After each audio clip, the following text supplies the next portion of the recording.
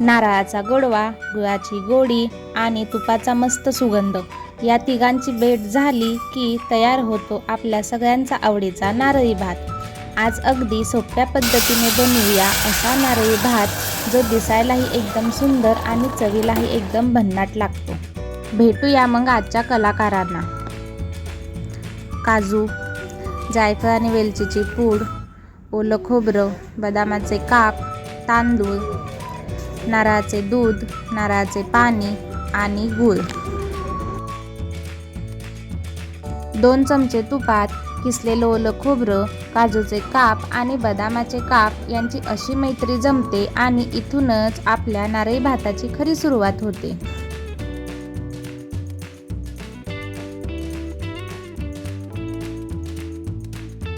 आता या सगळ्या सुगंधामध्ये एंट्री होणार आहे तांदळाची।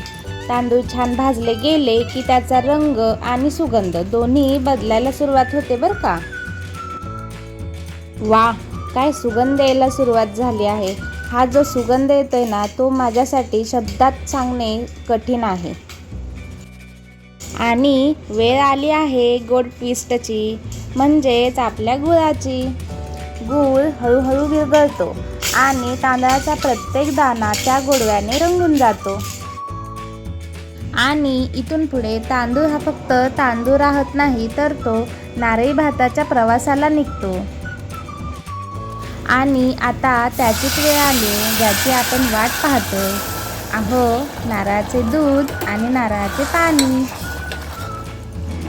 हे दोन्ही मिळालं की भाताला मिळतो अस्सल नारळी स्वाद। आता फक्त एक छोटासा टच बाकी आहे, तो म्हणजे तुमची आमची सर्वांची लाडकी वेलची आणि जायफळ पूड।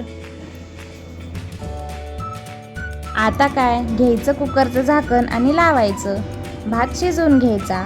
यामधील कलाकार त्यांचं काम व्यवस्थित करतील। आणि बघा, आपला मस्त सुगंधी, गोडसर आणि नारळाच्या स्वादाने भरलेला नारळी भात तयार। काजू आणि बदामाची हलकी कुरकुरीत मजा, गुळाची छान गोडी, नारळाचा मस्त स्वाद आणि शेवटी वेलचीचा सुगंध, एकदम सणासुदीच्या ताटाला शोभेल असा भात। आणि खरं सांगू का, हा भात तयार झाल्यावर फोटो काढण्याआधीच एक घास खाल्ला जाणार हे नक्की। तुम्हीही हा नारळी भात नक्की करून बघा। आणि अशाच घरच्या रेसिपीमध्ये कॉमेडी मसाला हवा असेल तर कोमलची कला दुनियेला सबस्क्राईब करून ठेवा। पुन्हा भेटूया, तोपर्यंत किचनमध्ये काहीतरी भन्नाट बनवत राहा। तसेच व्हिडिओ आवडला असेल तर तुमच्या मित्रमैत्रिणींसोबत शेअर करायला विसरू नका। धन्यवाद।